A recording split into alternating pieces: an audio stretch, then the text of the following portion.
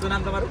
મારું સ્નેહા પટેલ છે. અમે અહીંયા હર કે અમારા ફેમિલીનું મોસ્ટ ફેવરેટ ડિનર છે આર્યું કે રોટલો અને દેશી સ્ટાઇલમાં ખાવાનું. અહીંયા ફિક્સ સ્ટાર્ટિંગના ફર્સ્ટ યા સેકન્ડ ડેમાં જ અમે લોકો અહીંયા આવી જતા હોઈએ છીએ. બધા શાકમાંથી સૌથી ફેવરેટ તમારું? અહીંયાની છે એક લસણની સબ્જી આવે છે, આખું લસણ આવે છે, બહુ જ યમ હોય છે અહીંયા, એકદમ બેસ્ટ. આ આખા લસણના શાકના લોકો આટલા બધા વખાણ કરે છે, તો જોઈએ આખા લસણના શાકમાં એવી કઈ કઈ વસ્તુ પડે છે કે જેના આટલા બધા વખાણ થાય છે અને લોકો દૂર દૂરથી અમદાવાદમાં ખાવા આવે છે. ચલો એનું આખી પ્રોસેસ જોઈએ.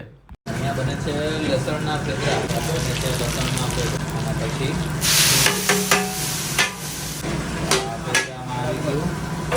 આદુ છે, આદુ એની આ મરચા, લસણના ફેફરામાં લીલી ડુંગળી, આ રીતે લસણની ગ્રેવી, આ લીલું લસણ, લસણના ફેફરામાં આવશે અમૂલનું બટર,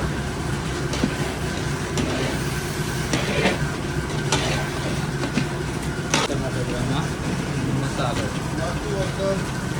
મરચું, હળદર, મીઠું અને ગરમ મસાલો.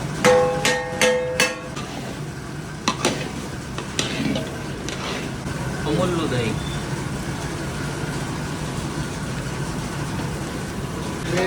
લસણના ભેદામાં ટમેટાની ગ્રેવી, બટર તો હતું જ, એની સાથે આટલા બધા મસાલા અને સાથે ટમેટાની ગ્રેવી.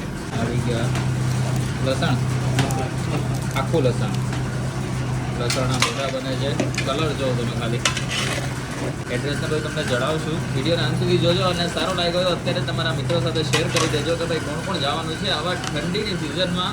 લસણના ભેગા, તુવેર ટોઠા, કાજુ, લસણ ને બધી જ વસ્તુ ખાવા માટે. અને આ હળદર ને શાક તો ભૂલે ને સાથે ડુંગળી અને એ પણ રોટલા અને બ્રેડ સાથે. લસણના ભેદામાં જાય છે ચીઝ, ખમણેલું ચીઝ છે.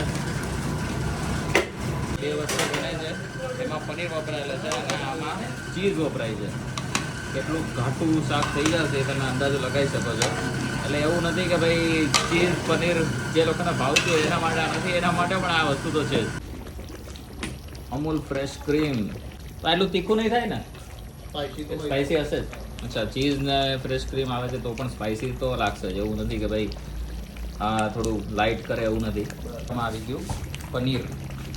તો ભાઈ ચીઝ પણ હતું, પનીર પણ આવી ગયું. એટલે જે લોકોને અમદાવાદમાં ચીઝ પનીરના લવર હોય ને એને પણ દેશી ખાવાની સાથે ચીઝ પનીરનો આનંદ મળવાનો જ છે. અને એની સાથે મસાલા અલગ અલગ, ગરમ મસાલો છે, હળદર છે,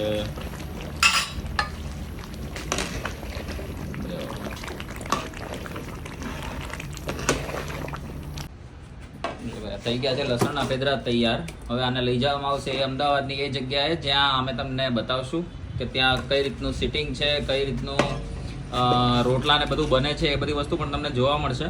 તો વિડીયો હજી સુધી લાઈક ના કરો તો લાઈક કરી દેજો, તમારા ફ્રેન્ડ સાથે શેર કરી દેજો અને કમેન્ટમાં જરૂર જણાવજો કે આ બધી સબ્જીમાંથી તમને કઈ સબ્જી શિયાળામાં સૌથી વધારે ભાવે. આખા લસણના ફેદરા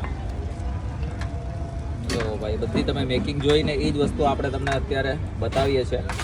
આખા લસણના ફેદરા આવી ગયા. અમદાવાદમાં જે સિટિંગ વ્યવસ્થા છે, જો ભાઈ આ રીતે તમારે દેશી રીતે ખાટલા ઉપર બેસીને પણ તમે જમી શકો છો, અથવા તો પછી ટેબલ ખુરશીની ઈચ્છા હોય તો ટેબલ ખુરશીની વ્યવસ્થા પણ અહીંયા તમને અવેલેબલ છે.